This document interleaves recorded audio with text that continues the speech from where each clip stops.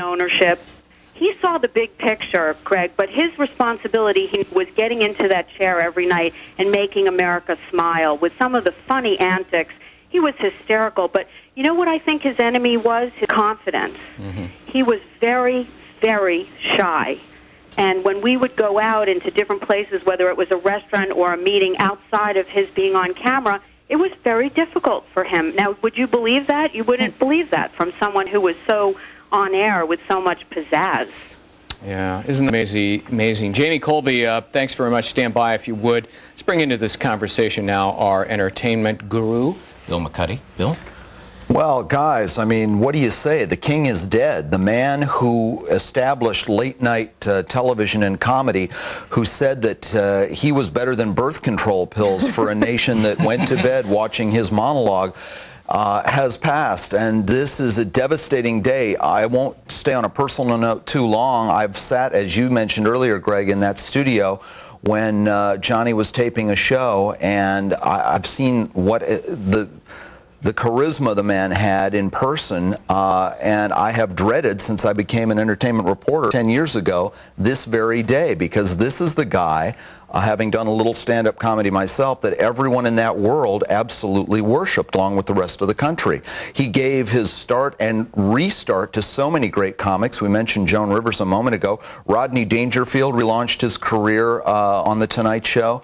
And so many comics, including David Steinberg and David Brenner, Burt Reynolds, who was often a fill-in for Johnny at times when his career, Burt's, was flailing. Absolutely, the door was always open to so many people who became famous just for being on The Tonight Show. You guys are too young to remember, but there were people like, well, Orson Bean is a great example of a guy who just came on and just told great stories. And Johnny loved Orson. Johnny loved people like Monty Rock III, a guy who used to be a hairdresser and came on and was just entertaining, didn't have anything to plug or anything to do necessarily. Johnny just recognized that these were interesting people, and he would let them go and perform. And, you know, Bill, I was talking to Phil Stiller just a few moments ago about this, his comedic generosity. Why don't we see that today? Well, for one thing, he wasn't as interested in getting the laugh as making sure the guest got the laugh, and I think that was important. He knew the next day, he always would say he would rather that someone would wake up and go to the water cooler the next day and say, "Did you hear what happened on The Tonight Show?" instead of, "Did you hear what Johnny Carson said last night on The Tonight Show?" The monologues have expanded greatly for Jay Leno, and the shows have become more about comedy. But in Johnny's day, as funny as he was, and as certainly that's how we remember his legacy as one of the great comedic minds, he was a great listener, and probably, I would have to say, and I think if Jay Leno joined us right now, a better interviewer than Jay Leno, a better interviewer than David Letterman, because he listened and he let the guests be a bigger part of the show. There were a lot more guests. Remember when this started, it was 2 hours, then it was cut to 90 minutes, and finally 60. The other thing that made him drastically different was that he allowed people to guest host for him. It took a bypass for David Letterman to allow that to happen. The environment is very, very different now, and this man held the reins at a time when he was the absolute king, got 4 and 5 times the ratings numbers that late night does now, because it's become so split up with what's happening in cable and every place else.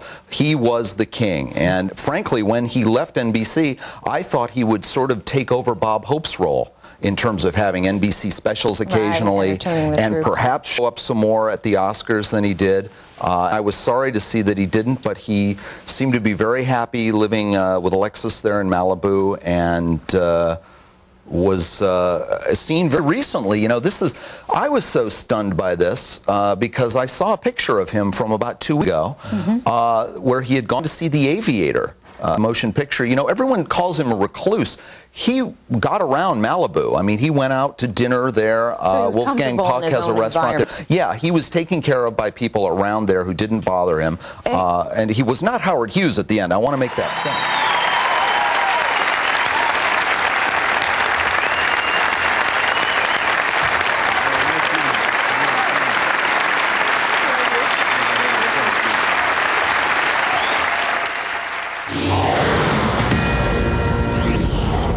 This is a Fox News alert. The king of late night has passed away. Johnny Carson died early this morning from emphysema at the age of 79. He got an early jump in his entertaining career as a magician. At the age of 14, back then he was called the Great Carsoni. He was in a number of radio and television shows throughout the years until he took a job that would become his legacy. Back in 1962, he took over the reins of The Tonight Show from host Jack Paar. He kept people laughing for 3 long decades. Johnny Carson leaves behind his wife, Alexis, and his sons. Let me just read the lead line of Associated Press because it puts it so wonderfully. Johnny Carson, the Tonight Show host who served America a smooth nightcap of celebrity banter, droll comedy, and heartland charm for 30 years, has died.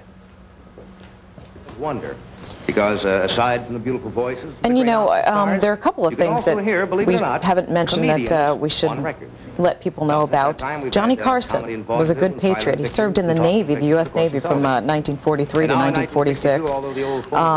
So that's, you know, he was definitely a patriotic guy. We saw that in his shows. Also, something else, and a lot of people are, there's a bit of a confusion on this. Johnny Carson, in fair to Iowans, was born in Corning, Iowa in 1925, but then was raised in Nebraska, which I guess became his home and where he went to school. The other thing is his life, his personal life.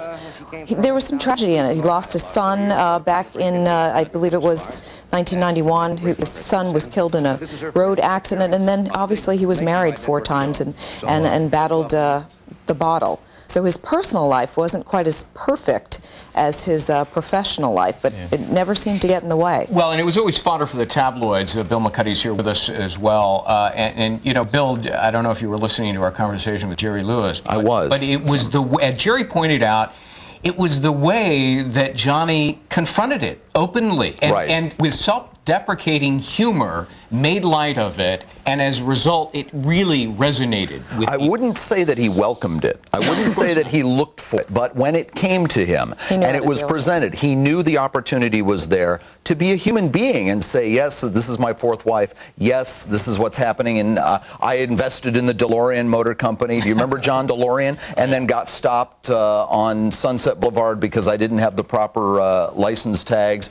So he would make comedy fodder of everything that came across his desk. And as recently as a few weeks ago, Peter LaSalle, who was with him for years and now works with David Letterman, said the only thing Johnny Carson missed every morning was the monologue, that he would look at the newspaper every morning and say, boy, this would be a great joke now for, and he would write it down, and through Peter LaSalle, he would get it, we are told, to David Letterman, and every now and then, Dave Letterman, who has a huge staff of writers of his own, would use a Johnny Carson joke, and according to Peter LaSalle, it was a big, big charge for Johnny to hear Letterman, who he adored, by the way. If he had been allowed to pick a successor, it's likely that it would have been David Letterman over Jay Leno.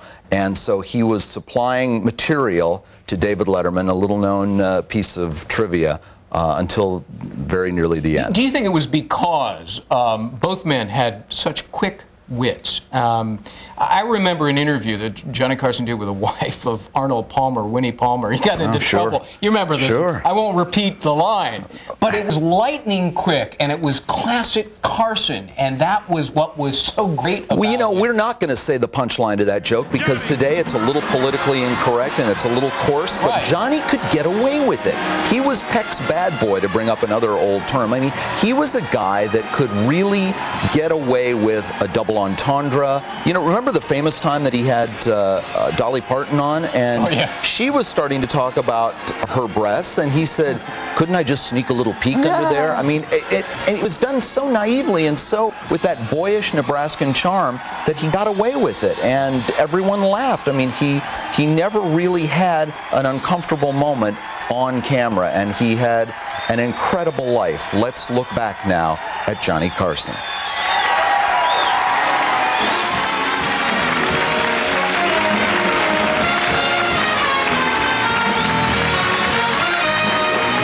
He was how America said goodnight.